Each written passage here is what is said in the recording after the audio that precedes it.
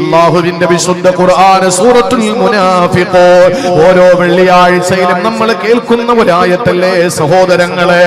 ഓതൽ സുന്നത്തായ ഇശാ നമസ്കാരത്തിൽ വ്യാഴാഴ്ച രാത്രിയിൽ ഇശാ നമസ്കാരത്തിൽ ഓതി കേൾക്കൽ സുന്നത്തായ ഒരു സൂറത്താണ് സൂറത്തുൽ മുനാഫിഖൂൻ. ആ സൂറത്തുൽ മുനാഫിഖൂനിൽ അല്ലാഹു 10ാമത്തെ ആയത്തിൽ പറയുന്നത് എന്തെന്നറിയോ? വൻഫിഖൂ മിമ്മാ റസഖനാകും, നിങ്ങൾക്ക് ഞാൻ തന്നതിൽ നിന്ന് നിങ്ങൾ ചെലവ് ചെയ്യുക. നിങ്ങളുടെ വാപ്പ സമ്പാദിച്ചതല്ല, നിങ്ങളുടെ ഉപ്പുപ്പ സമ്പാദിച്ചതല്ല, കുടുംബ സ്വത്തായി കിട്ടിയതല്ല, നിങ്ങൾക്ക് പൈതൃക സ്വത്തായി കിട്ടിയതല്ല, നിങ്ങൾക്ക് ആരെങ്കിലും അനന്തരമായി തന്നതല്ല.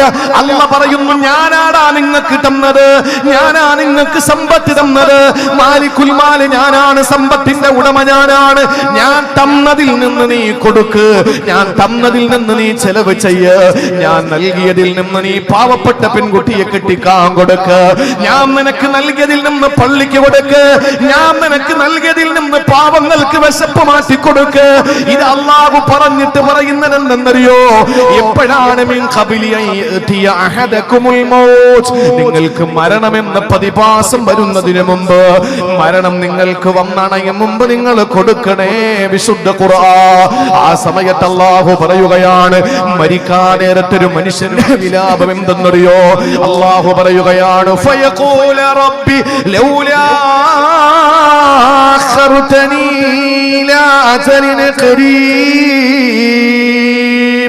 അല്ലാഹുവിനോട് ചോദിക്കുന്നു, റബ്ബേ നിന്റെ മലായിക്കത്തുകളോടൊന്ന് പറയുമോ, ഞങ്ങളെ ഒന്ന് പെൻഡിങ്ങിലാക്കാ, ഒന്ന് പിന്തിപ്പിക്കാൻ പറയുമോ? ഒരു കൊല്ലം നിങ്ങൾക്ക് വേണ്ട, ഒരു മാസം നിങ്ങൾക്ക് വേണ്ട, ഒരാഴ്ച നിങ്ങൾക്ക് വേണ്ട, ഒരു ദിവസം നിങ്ങൾക്ക് വേണ്ട. അജലിന് ഖരീബ്, അടുത്ത സമയം, അടുത്ത നിമിഷം വരെ ഒന്ന് ഒരു മിനിറ്റ് ഞങ്ങൾക്കൊന്ന് പിന്തിക്കാൻ പറയോ? അല്ലാഹുവേ ഒരു മിനിറ്റ് ഞങ്ങളെ ഒന്ന് പിന്തിക്കാൻ പറയോ? എന്തിനാണ് അല്ലാഹുവിനോട് താണുക്കേൻ അപേക്ഷിക്കുന്നത്? റബ്ബേ നിന്റെ ഈ മലക്കുകളെ ഒന്ന് തിരിച്ചു വിളിക്കുവോ, എന്നെ ഒരു മിനിറ്റെങ്കിലും ഒന്ന് പിന്തിക്കാൻ പറയോ? അല്ലാഹുവേ ഇപ്പൊ റൂഹ് പിടിക്കല്ലേ എന്നൊന്ന് പറ അല്ലാ. ഇതടുത്ത് നിൽക്കുന്ന ഭർത്താവ് കാണുന്നില്ല പെങ്ങളെ, അടുത്ത് നിൽക്കുന്ന ഭാര്യ കാണുന്നില്ല ഭർത്താവേ, അടുത്ത് നിൽക്കുന്ന പൊന്നുമക്കള് കാണുന്നില്ല മാതാപിതാക്കളെ. മക്കള് മരിക്കാൻ കിടക്കുമ്പോ ഇത് വാപ്പ കാണുന്നില്ല, ഉമ്മ കാണുന്നില്ല. പക്ഷേ മരണക്കിടക്കയിലാകുന്ന, മരണാസന്നനാകുന്ന അസ്റായീലുമായി മുഖാമുഖം നിൽക്കുന്ന ഒരു മനുഷ്യന്റെ അവസ്ഥയാണ്. അവന് പറയുന്നു, ഫയഖൂല റബ്ബി ലൗലാ അഖർതനി ഇലാ അജലിൻ ഖരീബ്, അല്ലാഹുവേ കുറഞ്ഞ സമയം എന്നെ ഒന്ന് പിന്തിക്കാൻ പറയോ? അങ്ങനെ എന്നെ പിന്തിച്ചാൽ അല്ലാഹുവേ ഒരു മിനിറ്റെങ്കിൽ, ഒരു മിനിറ്റ് നീ എന്നെ ഒന്ന് പിന്തിച്ചാൽ അല്ലാഹുവേ ഫഅസ്സദ്ദഖ, ഞാൻ പെട്ടെന്ന് കൊണ്ടുവന്ന് സദഖ കൊടുത്തോട്ടെ അല്ലാ, ഞാൻ കൊണ്ടുവന്ന ധർമ്മം ചെയ്തോട്ടെ റബ്ബേ. വാകും മിനസ് സാലിഹീൻ, ഞാൻ സാലിഹീങ്ങളിൽ പെട്ടോട്ടെ അല്ലാ. സഹോദരങ്ങളെ, മരണക്കിടക്കയിൽ നമ്മൾ പറഞ്ഞു പോകുമെന്ന ആ സമയത്ത് അല്ലാഹുവിന്റെ മറുപടി എന്തെന്നറിയോ? പടച്ചവന്റെ മറുപടി എന്തെന്നറിയോ? ആ സമയത്ത് അല്ലാഹുവിന്റെ മറുപടി വരികയാണ്, എന്തേ വലൈ അഖിറല്ലാഹു നഫ്സാ, ഒരു ശരീരത്തെയും അല്ലാഹു തആല പിന്തിക്കുകയില്ല. ഇദാ ജാ അജലുഹാ, അവന്റെ അവധി എത്തിക്കഴിഞ്ഞാൽ, അവന്റെ സമയം എത്തിക്കഴിഞ്ഞാൽ, അവന്റെ റൂഹ് ശരീരത്തിൽ നിന്ന്, അവന്റെ ശരീരത്തിൽ നിന്ന് അവന്റെ ആത്മാവ് വിട പറയുന്ന സമയം എത്തിക്കഴിഞ്ഞാൽ, ഒരു മിനിറ്റ് വേണ്ട, ഒരു സെക്കൻഡ് വേണ്ട, ഒരു നിമിഷാർദ്ധം പോലും പിന്തിങ്ങിലാക്കൂല, പിന്തിക്കൂല, ഒരു സെക്കൻഡ് പോലും പിന്തൂല. വല്ലാഹു ഖബീറും ബിമാ തഅമലൂ, നിങ്ങൾ ചെയ്തതെന്താണെന്നൊക്കെ അല്ലാഹുക്ക് അറിയാമടാ, അല്ലാഹുക്ക് നന്നായിട്ടറിയാമടാ. അതുകൊണ്ട് ഒരു സെക്കൻഡ് പോലും അല്ലാഹു പെൻഡിങ്ങിലാക്കൂല. സഹോദരങ്ങളെ, മറ്റൊരു അധ്യായത്തിൽ അല്ലാഹു തആല മുഅ്മിനൂൻ എന്ന അധ്യായത്തിൽ പറഞ്ഞത് അല്ലാഹുവിന്റെ മറുപടി പരിഹാസത്തോട് കൂടിയിട്ടുള്ള മറുപടിയാ. അല്ലാഹു ആക്ഷേപിച്ചുകൊണ്ട് മറുപടി പറയുകയാ, അല്ലാഹു വിമർശിച്ചുകൊണ്ടല്ല മറുപടി കൊടുക്കുകയാ, അല്ലാഹു കുറ്റപ്പെടുത്തിക്കൊണ്ട് മറുപടി കൊടുക്കുകയാ. എന്താണ് അല്ലാഹു പറയുന്നതെന്നറിയോ? അല്ലാഹുവിനോട് ഈ മനുഷ്യൻ പറയും മരണാസന്നനാകുമ്പോ, ഖാല റബ്ബിർജിഊ ലഅല്ലി അഅമലു സാലിഹൻ ഫീമാ തറക്തു, അല്ലാഹുവേ എനിക്ക് ചെയ്യാൻ പറ്റാത്ത കർമ്മങ്ങൾ ഇനിയും ബാക്കിയുണ്ട്. ഞാൻ ബാക്കിയാക്കി എത്ര അമലുകളുണ്ട് റബ്ബേ, അതൊന്ന് ചെയ്യാൻ കുറഞ്ഞ സമയം എന്നെ അനുവദിക്കുവോ? ആ സമയത്ത് അല്ലാഹുവിന്റെ മറുപടി വല്ലാതെ നമ്മുടെ ഹൃദയത്തെ പിടിച്ചു കുലുക്കുന്ന മറുപടിയാ. അല്ലാഹ് പറയുന്നു, കല്ലാ കല്ലാ കല്ലാ, മിണ്ടാതെ കിടക്കടാ, ഇന്നഹാ കലിമത്തുൻ ഹിയ ഖായിലുഹാ. എല്ലാവരും പറയുന്നത് തന്നെയാടാ, എല്ലാവരും പറയുന്നത് തന്നെയാടാ. കല്ലാ, മിണ്ടാതെ കിടക്കടാ, അങ്ങനെ പറയല്ലടാ, കാര്യം അങ്ങനെ അല്ലടാ, നീ പറയും പോലെ ഒന്നും അല്ലടാ. ഇന്നഹാ കലിമത്തുൻ ഹുവ ഖായിലുഹാ, എല്ലാവരും ഈ സമയത്ത് പറയുന്നത് ഇങ്ങനെ തന്നെയാണ്. എടോ, നിനക്കറിയണോ, വമിൻ വറാഇഹിം ബർസഖുൻ ഇലാ യൗമി യുബ്അസൂ, ഇത് നീ ചെല്ലാൻ പോകുന്ന ഒരു ചെറിയ ബർസഖിലാ. ബർസഖ് എന്ന് പറഞ്ഞാൽ മറ, ബർസഖ് എന്ന് പറഞ്ഞാൽ ഒരു കുണ്ട്, ബർസഖ് എന്ന് പറഞ്ഞാൽ ഒന്നും കാണാൻ പറ്റാത്ത ഖബർ. ആ ഖബറിൽ നീ കിടക്കണം ഏതുവരെ എന്നറിയോ? ഇലാ യൗമി യുബ്അസൂ, നശീകരണായ ഇസ്രാഫീൽ എന്ന മലക്ക് ആ ഊതൂതുന്ന സമയം വരെയും നീ ഖബറിൽ കിടക്കണം. ഇത് അല്ലാഹുവിന്റെ മറുപടിയാണ്. അതുകൊണ്ട് സഹോദരങ്ങളെ, ഒരു നിമിഷാർദ്ധം പോലും നമ്മളെ അല്ലാഹു പിന്തിക്കൂല. ഇത് ഖുർആനാണ്. ഒന്ന് ചിന്തിക്ക്. ആ സമയത്ത് ഇബ്നു അബ്ബാസ് റളിയല്ലാഹു അൻഹു പറയുന്നു, സക്കാത്ത് കൊടുക്കാത്ത മനുഷ്യൻ, പാവങ്ങളെ സഹായിക്കാത്തവൻ, പള്ളി വെച്ച് കൊടുക്കും, പള്ളി. അതുകൊണ്ടാണ് നമ്മൾ അള്ളാഹുവിന്റെ പരിശുദ്ധമായ ദീനിനെ അനുഗ്രഹമായി ലഭിച്ച ഏറ്റവും വലിയ ഈ ലോകത്തെ ഖൈറുൽ ബരിയ, ഈ ലോകത്തെ ഏറ്റവും അത്യുന്നതരാരാണ്? അള്ളാഹു അനുഗ്രഹിച്ച ഈമാനുള്ള നമ്മളാണ് ഏറ്റവും വലിയ അനുഗ്രഹീതർ. ഞാനൊന്ന് ചോദിച്ചോട്ടെ, ഒറ്റ കാര്യം ചോദിച്ചോട്ടെ. ഇവിടെ മുൻ MLA ആരാ? ഭാവിയിലെ MLA ആണ് ഇരിക്കുന്നത്. മുൻ MLA ആരാ ഇവിടത്തെ? എന്ത്? ചെന്താമരാക്ഷൻ അല്ലേ? ഇപ്പൊ മൂപ്പർ എന്താ പണി? ഇല്ല. ചെന്താമരാക്ഷൻ എന്ന് പറയുന്ന നമ്മുടെ ex-MLA ഇവിടെ വന്നാൽ അയാൾ നോട്ടീസിൽ എങ്ങനെ പേര്? ചെന്താമരാക്ഷൻ എന്ന് പറഞ്ഞാൽ എന്റെ ബ്രാക്കറ്റിൽ എന്താ വെക്കുക? ex-MLA. എന്തുകൊണ്ട് അങ്ങനെ വെക്കുന്നത്? ഇപ്പൊ നിലവില് ഒന്നുമല്ല, മുമ്പുണ്ടായിരുന്നത് വിലപിടിപ്പുള്ള ഒന്നായിരുന്നു. അതുകൊണ്ടാണ് ex-MLA എന്ന് വെക്കുന്നത്. ഇവിടുത്തെ മന്ത്രി ആരാ? മുൻ മന്ത്രി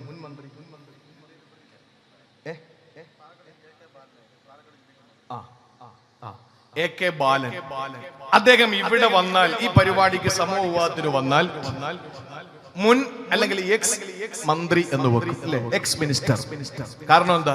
ഇപ്പൊ അദ്ദേഹം ഒന്നുമല്ല, മുൻ മന്ത്രിയായിരുന്നു. അപ്പൊ മുമ്പേ ഉണ്ടായിരുന്നതിന് മഹത്വം ഉണ്ട്, ഇപ്പൊ ഒന്നും അല്ല എന്നാണ് അർത്ഥം. ഞാൻ ഉദാഹരണം പറയാം. ഏതെങ്കിലും ഒരു ജഡ്ജി വന്നെന്നിരിക്കട്ടെ, ആ ജഡ്ജി ഇപ്പൊ അയാൾ ഒന്നുമല്ല, റിട്ടയർഡായി. അയാൾ എന്താ വെക്കുക? എക്സ് ജഡ്ജി അല്ലേ, മുൻ ജഡ്ജി. ഇപ്പൊ ഒന്നും അല്ല, മുമ്പുണ്ടായിരുന്നതാണ് മൂല്യമുള്ളത്. എന്റെ പൊന്നു സഹോദരങ്ങളെ, ഈ എക്സ് മുസ്ലിം എന്ന് പറഞ്ഞാൽ എന്താണ്? ഇപ്പൊ ഒന്നുമല്ല, എന്തായിരുന്നു? മുമ്പ് മുസ്ലിം ആയിരുന്നപ്പോ എന്തൊക്കെയായിരുന്നു, ഇപ്പൊ ഒന്നുമല്ല. ഇത് അവര് തന്നെ സ്വയം സമ്മതിക്കല്ല ഇസ്ലാം വല്ലതാണെന്ന്. ഇതാ പറഞ്ഞത്, അവനൊക്കെ വിവരമില്ല, ബുദ്ധിയില്ല, വിവരമുള്ളവരുടെ അടുത്ത് നിന്നിട്ടുമില്ല എന്ന് ഈ പറയുന്നത്. അതുകൊണ്ടാണ് എന്റെ പ്രിയപ്പെട്ട സഹോദരങ്ങളെ, പരിശുദ്ധ ഇസ്ലാമാണ് ഏറ്റവും ഉന്നതമായ, ഉദാത്തമായ, ഉത്കൃഷ്ടമായ ഒരു ദീനെന്ന് അവർ പറയുന്നതിന്റെ ഭാഗമാണ് ഈ പറയുന്ന എക്സ് മുസ്ലിം എന്ന് പറയുന്നത് അല്ലേ? അങ്ങനെയാണെങ്കിൽ ഞാൻ എക്സ് മുസ്ലിം ആണെന്ന് ശൈത്താൻ പറയാത്ത എന്തുകൊണ്ടാ? ശൈത്താൻ അറിയാം ഞാൻ അങ്ങനെ പറഞ്ഞാൽ എന്റെ കൂടെ ആള് കൂടില്ല എന്നറിയാം. അതുകൊണ്ട് ശൈത്താൻ എന്ത് ചെയ്തു? ബുദ്ധിപരമായിട്ട് അങ്ങനെ ഒന്നും പറഞ്ഞിട്ടില്ല. ബുദ്ധിമാനാണ്, പറഞ്ഞിട്ടില്ല. ഏറ്റവും നല്ല കൗശലക്കാരനാണ് ശൈത്താൻ, ഏറ്റവും നല്ല കൗശലക്കാരനാണ്. നമ്മളൊക്കെ വീണ് പോകും അവന്റെ മുമ്പ്. മതിലിന്റെ മുമ്പിൽ ഇരിക്കുന്ന ഒരു പാവപ്പെട്ടവൻ ഒന്നും അറിയുന്നില്ല, ഉറങ്ങി തൂങ്ങിയിരിക്കുക. മതില് ഇങ്ങനെ വീഴാൻ അടുത്തിരിക്കാൻ ഓടി വന്നിട്ട് പിശാച്, ശൈത്താനാ, പക്ഷെ ഈ ഇരിക്കുന്നവൻ അറിയില്ല. എണീച്ച് മാറാന്ന് പറഞ്ഞു. ഇയാള് ചാടി എണീറ്റ് മാറിയതും മതില് വീണു. ചോദിച്ചു, ഓ എന്റെ ജീവൻ രക്ഷപ്പെടുത്തിയ നിങ്ങൾക്ക് എന്ത് തന്നാ മതിയാവും? ഓ നിങ്ങൾ ആരാ? കണ്ടിട്ടില്ലല്ലോ ഇവിടെ. അയാള് പറഞ്ഞു, ഞാൻ ശൈത്താനാടാ. നീ മോശക്കാരനാണെന്നല്ലോ മൊയിലാക്കന്മാർ നമ്മളെ പഠിപ്പിച്ചത്, ഇപ്പൊ നീ എന്നെ രക്ഷപ്പെടുത്തിയില്ലേ? അപ്പൊ ശൈത്താൻ പറഞ്ഞ എന്താണെന്നറിയോ? എടാ, മതിലിടിഞ്ഞ് വീണ ഷഹീദിന്റെ കൂലിയാ, നീ അങ്ങനെ സ്വർഗത്തിൽ പോണ്ട, നീ അങ്ങനെ സ്വർഗത്തിൽ പോണ്ട. ഏറ്റവും വലിയ കൗശലക്കാരനാണ് ശൈത്താൻ. അതുകൊണ്ട് ശൈത്താൻ പറഞ്ഞിട്ടില്ല ഞാൻ എക്സ് മുസ്ലിമാൻ. എന്തുകൊണ്ടാ? ആളവന്റെ കൂടെ കൂടും. കാരണം തിരിച്ചറിവുള്ള മനുഷ്യര് പറയും, എടാ മുസ്ലിമായിരുന്നപ്പോ അവൻ എന്തുവാണ്, ഇപ്പൊ ഒന്നുമല്ല. പക്ഷെ ഇവര് അതിനേക്കാളും ഒക്കെ താഴെ വന്നു. എനിക്ക് വേറൊന്നും പറയാനില്ല അതിനെപ്പറ്റി. ഇവിടെ ആയതുകൊണ്ട്, പാലക്കാടായതുകൊണ്ട്. എന്റെ പ്രിയപ്പെട്ട സഹോദരങ്ങളെ, ഞാൻ പറയുകയാണ്, ഒരു മുസ്ലിമിനെ സംബന്ധിച്ചിടത്തോളം ലോകത്തെ ഏറ്റവും ഉത്കൃഷ്ടര് മുസ്ലിമാണ്. അതിൽ ഒരു സംശയവും വേണ്ട, ഒരു സംശയവും വേണ്ട. ആ മുസ്ലിമായ ഒരു മനുഷ്യനെ സംബന്ധിച്ചിടത്തോളം ആ മനുഷ്യൻ മരിക്കുന്ന നേരത്ത് ആഗ്രഹിക്കും, അല്ലാഹുവേ എനിക്ക് ഒരു ദിവസം കൂടെ ഒന്ന് കിട്ടിയിരുന്നെങ്കിൽ, ഒരു ദിവസം കൂടെ കിട്ടിയിരുന്നെങ്കിൽ. എന്തിനാ? നന്മ ചെയ്യാൻ. പക്ഷേ ആ സമയത്ത് അള്ളാഹു അവന്റെ സ്വർഗത്തിന്റെ അനുഗ്രഹങ്ങൾ അങ്ങോട്ട് കാണിച്ചു കൊടുക്കും, സ്വർഗത്തിന്റെ അനുഭൂതികൾ അങ്ങോട്ട് കാണിച്ചു കൊടുക്കും. നീ ചെയ്തതിനൊക്കെ ഇപ്പൊ പ്രതിഫലം കിട്ടാൻ പോവാൻ. അവൻ ആയുസിനെ പറ്റി മറക്കും, സ്വന്തം ഭാര്യയെ പറ്റി മറക്കും, എല്ലാം മറന്നിട്ട് അള്ളാഹുവിലേക്ക് അങ്ങ് ലയിച്ചു ചേരുമ്പോ അള്ളാഹു അവനെ വാരി പുണർന്നില്ല, റഹ്മത്തില്ല, അള്ളാഹുവിലേക്ക് അങ്ങ് യാത്രയാകും. എന്നാൽ ദുർമാർഗിയായ ദുഷ്കർമ്മങ്ങൾ ചെയ്ത ഒരു മനുഷ്യൻ ആ സമയത്ത് ഭീകരമായ അവസ്ഥയെ നേരിടുന്ന സമയത്ത് അല്ലാഹ് ഒരു മിനിറ്റൂടെ എനിക്കൊന്ന് കിട്ടിയിരുന്നെങ്കിൽ കൊള്ളാം. വേറൊന്നുമല്ല, ഒരു പെൺകുട്ടിയെ കെട്ടിക്കുന്ന ഒരു പരിപാടി നടക്കാൻ ഒരു പവൻ ഞാനൊന്ന് കൊടുത്തോട്ടെ, ഒരു ഗ്രാമം ഒന്ന് കൊടുത്തോട്ടെ, ഒരു പള്ളിപ്പണി നടക്കാൻ ഞാൻ എന്തെങ്കിലും ഒന്ന് സഹായിച്ചോട്ടെ. ഇത് പറയും. ആ സമയത്ത് പറയും, മിണ്ടരുത്, ഏവനും പറഞ്ഞത് തന്നെയാ, മിണ്ടാതെ കിടക്കട എന്ന് പറഞ്ഞിട്ട് ആ സമയത്ത് അള്ളാഹുവിന്റെ പരിഹാസത്തോടു കൂടിയുള്ള മറുപടി. മഹാനായ ഇബ്നു അബ്ബാസ് റളിയല്ലാഹു തആല അൻഹുമാ ഈ ആയത്തോതിയിട്ട് ആളുകളോട് പറയുകയാണ്, സക്കാത്ത് കൊടുക്കാത്തവന്, ഹജ്ജിന് പോകാത്തവൻ, പാവങ്ങളെ സഹായിക്കാത്തവന് മരിക്കുന്ന നേരത്ത് ഈ ദുനിയാവിലൂടെ ഒന്നുകൂടി മടക്കി പോകണമെന്ന്, മടങ്ങി പോകണമെന്ന്, മടക്കത്തെ ആഗ്രഹിക്കുമെന്ന് പറഞ്ഞപ്പോൾ ആ സദസ്സിലിരുന്ന ഒരാൾ എഴുന്നേറ്റ് പറയുകയാണ്, ഇബ്നു അബ്ബാസ് ഇത്തഖില്ലാ,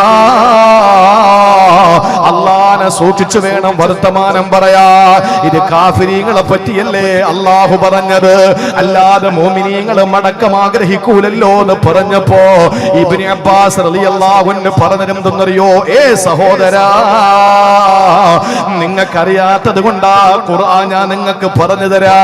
എന്നിട്ട് ഇബ്നു അബ്ബാസ് റളിയല്ലാഹു അൻഹു പറഞ്ഞു കൊടുക്കുകയാ, ഈ ആയത്ത് ആരെ വിളിച്ചുകൊണ്ടാണ് അള്ളാഹു പറഞ്ഞതെന്നല്ലേ? ഈ സൂറത്ത്, ഈ ആയത്തിന്റെ തൊട്ടു മുമ്പിലുള്ള ആയത്തിൽ അള്ളാഹു വിളിക്കുന്നുണ്ട് ആരെയാ? യാ അയ്യുഹല്ലദീന ആമനൂ ലാ തുൽഹികും അംവാലുകും വലാ ഔലാദുകും അൻ ദിക്രില്ലാഹ്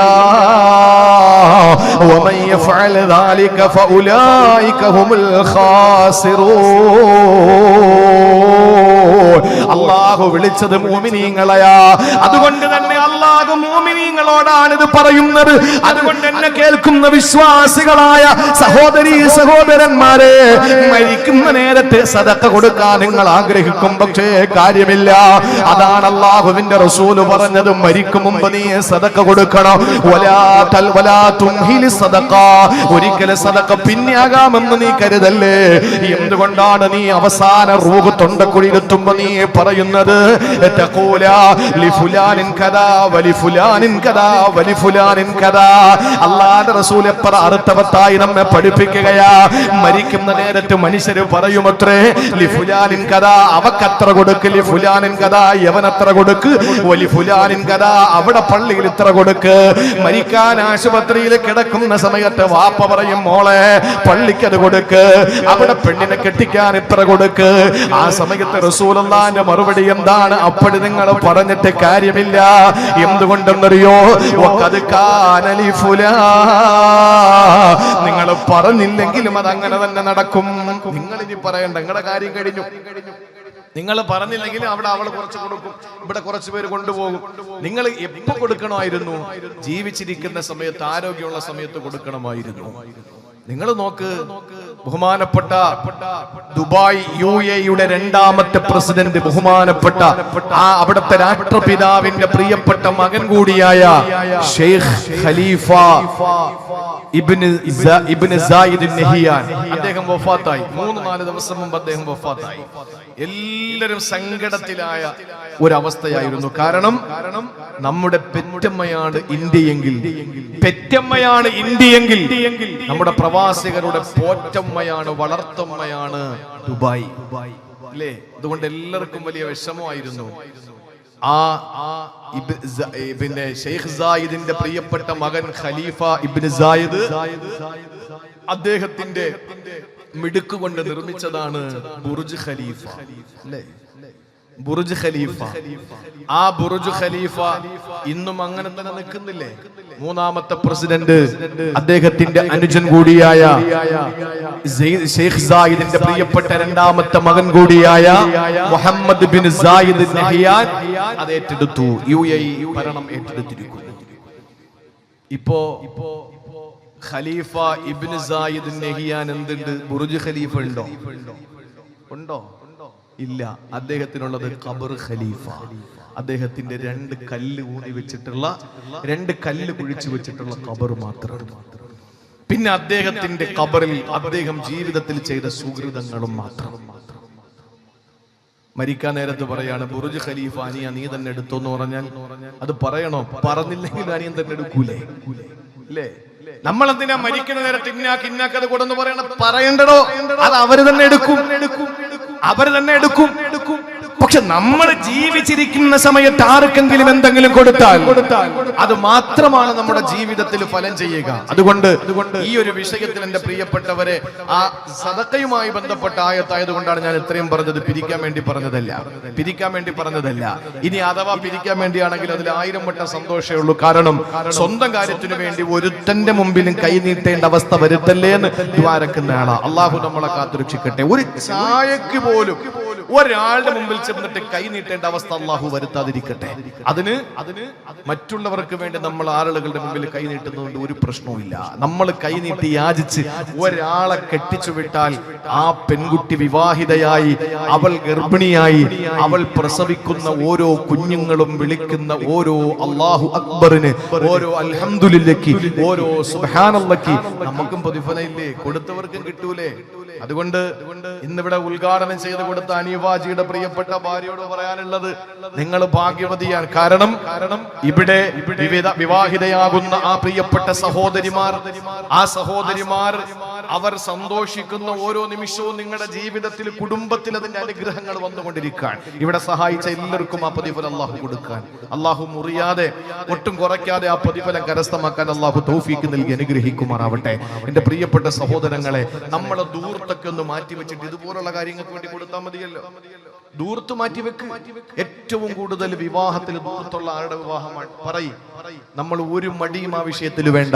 മുസ്ലിമീങ്ങളുടെ കല്യാണത്തിനാണ് ഏറ്റവും വലിയ ദൂർത്ത്. എന്നാൽ അള്ളാഹുവിന്റെ ഹബീബ് പറഞ്ഞു, ഏറ്റവും വില കുറഞ്ഞ, ഏറ്റവും ചെലവ് ചുരുങ്ങിയ വിവാഹമാണ് ബറക്കത്തുള്ളത്. ഏറ്റവും ചെലവ് ചുരുങ്ങിയ വിവാഹമാണ് ബറക്കത്തുള്ളത്. കൂടെ നടക്കുന്ന ഒരു സഹാബി ഒരു ദിവസം നബി സല്ലല്ലാഹു അലൈഹി വസല്ലം തങ്ങളുടെ മുമ്പിൽ വന്നപ്പോ ഈ ജുബ്ബയിൽ, കമീസില് എന്തോ ഒരു മഞ്ഞ കളർ പറ്റിയിരിക്കുന്നു. ചോദിച്ചു, എന്താ ഇത്? നബിയെ, അത് ഞാൻ എന്റെ അത്തർ പൂശിയതാണ്, സുഗന്ധദ്രവ്യം തേച്ചതാണ്. എന്താ ഇന്ന് പ്രത്യേകിച്ച്? ഇന്നെന്റെ വിവാഹമായിരുന്നു നബിയെ. എത്ര ലളിതമായ വിവാഹം, എത്ര ലളിതമാണ് നമ്മുടെ വിവാഹം. പെണ്ണിന്റെ വാപ്പ പുതിയാപ്പയുടെ കൈ പിടിച്ചിട്ട് 2 സാക്ഷികൾ, പൊട്ടന്മാരാവാൻ പാടില്ല, 2 പേരും കാഴ്ചശക്തിയും കേൾവി ശക്തിയും ബുദ്ധിശക്തിയും അതുപോലെ നാട്ടിൽ മറ്റേ വാട്ടീസിന്റെ ആളാവാൻ പാടില്ല. അവനൊന്നും സാക്ഷികളാക്കരുത്. ഇപ്പൊ കമ്മിറ്റിയിൽ പോലും വാട്ടീസിന്റെ ആളുകൾ വന്നുകൊണ്ടിരിക്കുക. കുടിയന്മാര് ഞാൻ തുറന്നു പറയും, നിങ്ങൾ അടുത്ത വർഷം വിളിക്കണ്ട, അള്ളാഹ് കരുതി വിളിക്കല്ല. പള്ളി കമ്മിറ്റിയിൽ കള്ളുകുടിയന്മാര്, പലിശക്കാര്, ഒരു ഉളുപ്പും ഇല്ലാതെ കയറിയിരിക്കുക പള്ളി പരിപാലനം നടത്താൻ. നിങ്ങൾ ആലോചിച്ചു നോക്കിയേ, പള്ളി പരിപാലനം നടത്താൻ പലിശക്കാര് വരുന്നു. അതുകൊണ്ടാണ് പള്ളിയിൽ വെച്ചിട്ട് ദ്വാരന്നിട്ടൊന്നും അന്ന് അല്ലെങ്കിൽ എന്തെല്ലാം കാര്യങ്ങൾ സ്വീകരിച്ചേനെ അല്ലാഹു തആല.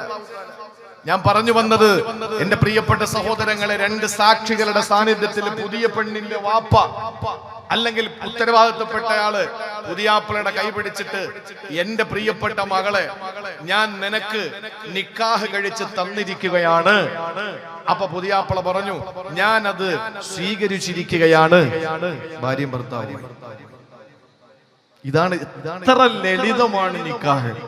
പിന്നെ മഹർ പറയല് സുന്നത്ത്. മഹർ കൊടുക്കല് നിർബന്ധമാണ്, പറയല് ഇത്ര രൂപ മഹറിനെന്ന് പറയല് സുന്നത്ത്. കൊടുക്കണം, കൊടുക്കാതെ ശരീരത്തോടാൻ ഒരു പെണ്ണും അനുവദിക്കരുത്. പറയല് സുന്നത്തേ ഉള്ളൂ.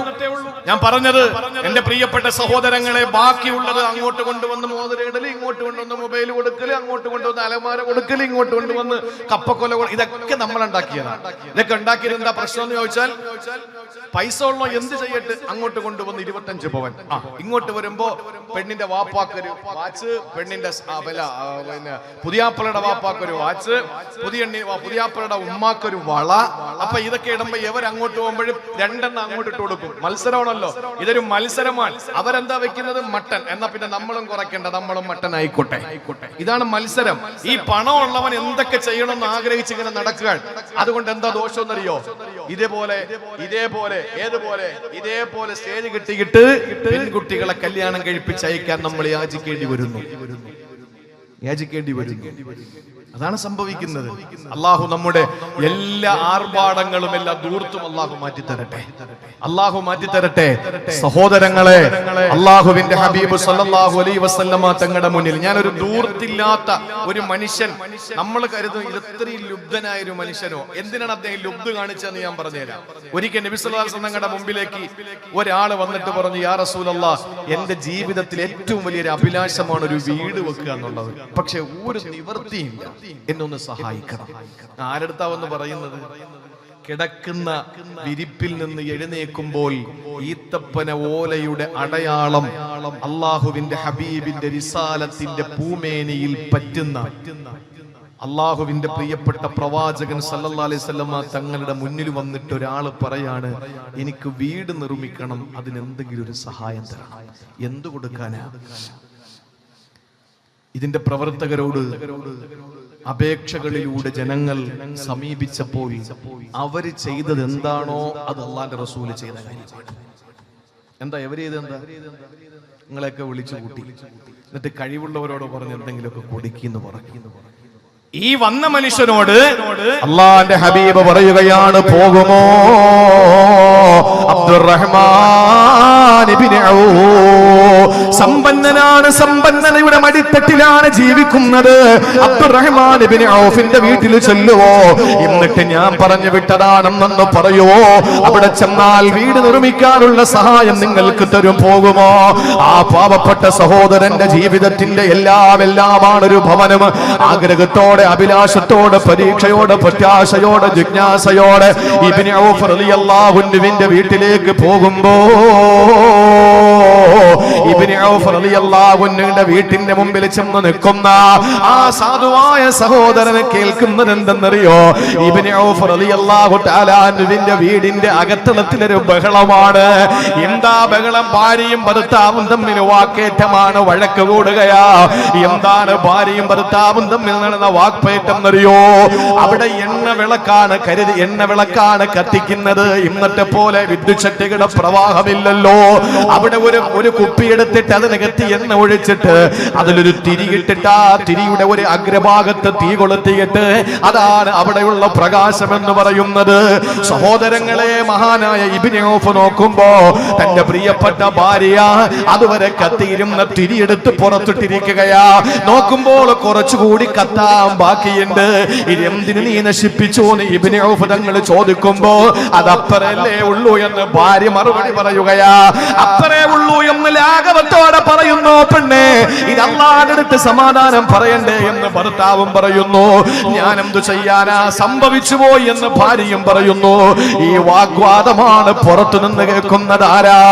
വീട് നിർമ്മാണത്തിന് പണം അന്വേഷിച്ചു വന്ന പ്രിയപ്പെട്ട സതീർത്ഥ്യനായ ആ മനുഷ്യനതാ തിരിഞ്ഞു പോവുകയാ. ആ മനുഷ്യന്റെ മനസ്സിൽ വന്ന ചിന്ത എന്തെന്നറിയോ? വീട്ടിൽ കത്തിച്ച തിരിയിൽ ഒരൽപ്പം ബാക്കി വന്നതെടുത്ത് കളഞ്ഞ ഭാര്യയെ ഷൗട്ട് ചെയ്യുന്ന ഇയാളോട് ഒരു വീട് വെച്ച് തരാൻ ഞാൻ പറഞ്ഞാൽ കേൾക്കുമോ? ഇയാൾ ഇത്രയും ലുബ്ധനല്ലേ? അയാളോട് വീട് നിർമ്മാണത്തിന്റെ കഥ പറഞ്ഞാൽ എന്നെ ഓടിക്കൂലേ? ഇലാ ഹളറത്തി റസൂലില്ലാ, അള്ളാന്റെ ഹബീബിന്റെ മുന്നിലേക്ക് വരുമ്പോ അള്ളാന്റെ ഹബീബ് ചോദിച്ചു, സഹോദരാ പോയില്ലേ? പോയി നബിയേ. പോയപ്പോ ഇങ്ങനെയാ സംഭവിച്ചത്. ആ സമയത്ത് അല്ലാഹുവിന്റെ റസൂൽ പറഞ്ഞു, പോകുക, ഒന്നുകൂടി പോയിട്ട് നീ ചോദിക്കുക, ഞാൻ പറഞ്ഞെന്ന് പറയുക. നിന്നെ കണ്ടോ? ഇല്ല, എന്നെ കണ്ടില്ല. ഭാര്യയുമായിട്ട് വഴക്കില്ല. ചെല്ലുക, കാണുക, ഞാൻ വിട്ടതാണെന്ന് പറയുക. ആ മനുഷ്യൻ വീണ്ടും ഓടുകയാ. അവിടെ ചെല്ലുമ്പോൾ പ്രശ്നങ്ങൾ കെട്ടടങ്ങി. അയാൾ ചെന്ന് സലാം ചൊല്ലി അകത്ത് കയറിയിട്ട് പറഞ്ഞു, അല്ലാഹുവിന്റെ റസൂൽ എന്നെ വിട്ടതാണ്, എന്റെ വീട് നിർമ്മാണത്തിന് കുറച്ച് പണത്തിന്റെ ആവശ്യമുണ്ട്, തരുവോ? ആ മനുഷ്യൻ ചോദിച്ചു. ഇബ്നു ഔഫ് തങ്ങൾ ചോദിച്ചു, നേരത്തെ വന്നിട്ട് മടങ്ങിപ്പോയതെന്തേ?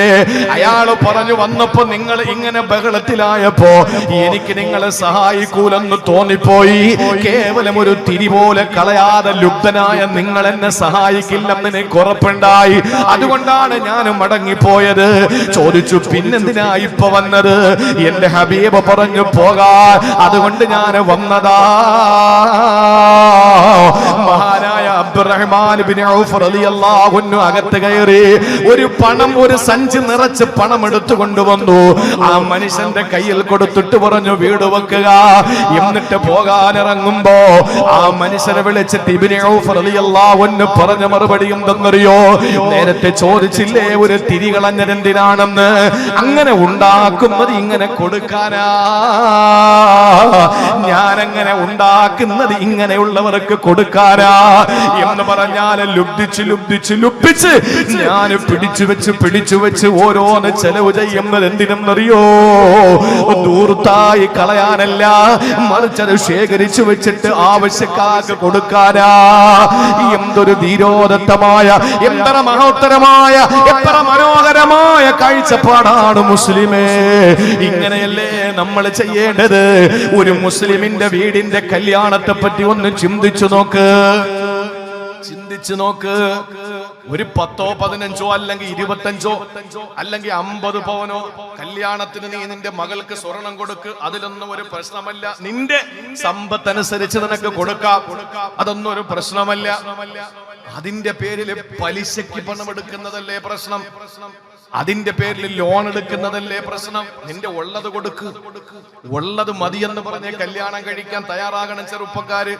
പക്ഷെ ചെറുപ്പക്കാർക്ക് അങ്ങനെ ആഗ്രഹമൊക്കെ കൊണ്ട് വാപ്പ സമ്മതിക്കൂല, അതാ പ്രശ്നം. വാപ്പ പറയണാ, നിന്റെ പെങ്ങളെ കെട്ടിച്ചപ്പോ കൊടുത്തേക്കാര് അത്രയും മര്യാദയ്ക്ക് കൊണ്ടുവരണം, ഇല്ലെങ്കിൽ നിന്റെ പെണ്ണിനെയും കയറ്റൂല വീട്ടില്. വാപ്പമാരാണ് പ്രശ്നം കൂടുതൽ. ഇനി വാപ്പ സമ്മതിച്ചാൽ തന്നെ അമ്മാവന്മാര് സമ്മതിക്കൂല, മാമന്മാര് കാരണവന്മാര് സമ്മതിക്കൂല. അതാണ് ഇവിടെ നടക്കുന്നത്. സഹോദരങ്ങളെ, ചിന്തിച്ചു നോക്ക്. ഒരു കല്യാണ വീട്ടിൽ നടക്കുന്ന എത്ര അമിത ചെലവാണ്. ബീഫ് ഒലത്തിയത്, ചിക്കൻ കൊണ്ടാട്ടം, ചിക്കൻ ഓടിച്ചിട്ട് പിടിച്ചത്, ഇതൊക്കെ ആരാ തിന്നെ? ഓരോരുത്തർ വന്നിട്ട് അതില് തൊട്ട്, ഇതില് തൊട്ട്, അവിടെ തൊട്ട്, ഇവിടെ തൊട്ട്, അതെല്ലാം അവസാനം വേസ്റ്റ് ആക്കിയിട്ട് പോകും, ഇല്ലേ? ഇന്നലെയും ഒരു പോസ്റ്റ് കണ്ടു, നിങ്ങൾ കല്യാണത്തിന് വേസ്റ്റാക്കി കളയരുതേ, നിങ്ങൾ ഞങ്ങളെ വിളിക്കുക, ഞങ്ങൾ വന്ന് ശേഖരിച്ചോളാം, ഒരു നേരത്തെ ഭക്ഷണം കഴിക്കാൻ വകയില്ലാതെ കിടക്കുന്ന ആളുകളുണ്ട് എന്ന്. നമ്മുടെ കല്യാണങ്ങളിൽ എത്ര ചെമ്പ് ബിരിയാണിയാ കുഴിച്ചിടുന്നത്. അല്ല വിടുവോ? ഒരു വറ്റ്, ഒരു ധാന്യമണി ഇപ്പൊ നമുക്കൊന്നും അറിയില്ല. ഇപ്പോഴും നമുക്ക് കിട്ടുന്നുണ്ട്. പൈസ കൊടുത്താണ് നമ്മൾ, അതൊക്കെ ശരിയാണ്. പക്ഷെ കൊടുത്ത സാധനം കിട്ടണ്ടേ? 1.5 വർഷത്തോളം മഴയത്തും വെയിലത്തും കർഷകര് സമരം ചെയ്തു. അന്നൊന്നും അവര് പാടത്തിറങ്ങിയിട്ടില്ല. അതൊന്നും ഇപ്പൊ നമ്മൾ അറിയുന്നില്ല. അവരന്ന് ഇറങ്ങാത്തതിന്റെ പരിണിത ഫലം ഇനി അറിയാൻ പോകുന്നതേ ഉള്ളൂ. ഇനി ഒന്നും വിൽക്കാനില്ല, എല്ലാം വിറ്റ് തൊലച്ചു. അവസാനം എന്റെ പ്രിയപ്പെട്ടവരെ ഒന്നും ഇന്ത്യക്കില്ല. അവസാനം നമ്മളെ കൂടെ ഒരുമിച്ച് വിറ്റു. അവസാനം ഒരു നേരത്തെ ഭക്ഷണം കഴിക്കാൻ വകയില്ല, നമ്മളൊക്കെ പെടാപാടുപെടേണ്ടി വരും. എല്ലാം വിറ്റ് തൊലച്ചു. ഇന്ത്യയിൽ ഒന്നുമില്ല. എന്താ ഉള്ളത്? ഒന്നുമില്ല. എല്ലാം മുതലാളിമാർക്ക് കൊടുത്തിരിക്കുകയാണ്. അപ്പൊ ഇത് പറഞ്ഞപ്പോ ആരോ പറഞ്ഞു, ഉസ്താദെ നിങ്ങൾ കൊടുത്തത് മാത്രം പറയാതെ വാങ്ങിയത് കൂടെ പറയും. എന്താ വാങ്ങിയത്? റിസർവ് ബാങ്ക് വാങ്ങിയില്ലേ? റിസർവ് ബാങ്ക് വാങ്ങിയിട്ടില്ല, പിന്നെന്താ അത് പറയാത്തത്? ശരിയാ, ഇഷ്ടത്തിനൊത്ത് വീട്ടിൽ നിന്ന് ATM നമ്മൾ കാർഡ് എടുക്കും പോലെയാ ഇപ്പൊ പണം അടിച്ചോണ്ടിരിക്കുന്നത്. ഇതൊക്കെ രാജ്യദ്രോഹമാകുമോ എന്ന് ചോദിച്ചാൽ എന്താ ആകാത്തത്? 5 നേരം നിസ്കരിക്കണമെന്ന് രാജ്യദ്രോഹമാകും. പെണ്ണെ നീ അങ്ങോട്ട് ഇറങ്ങിയില്ലെന്ന് പറഞ്ഞാൽ രാജ്യദ്രോഹമാകും. അതൊക്കെ ഈ കാലഘട്ടത്തിൽ നടന്നുകൊണ്ടിരിക്കുക. അതുകൊണ്ട് ഞാൻ പറയുന്ന എന്റെ പ്രിയപ്പെട്ട സഹോദരങ്ങളെ, ദൂർത്ത് അവസാനിപ്പിക്കും.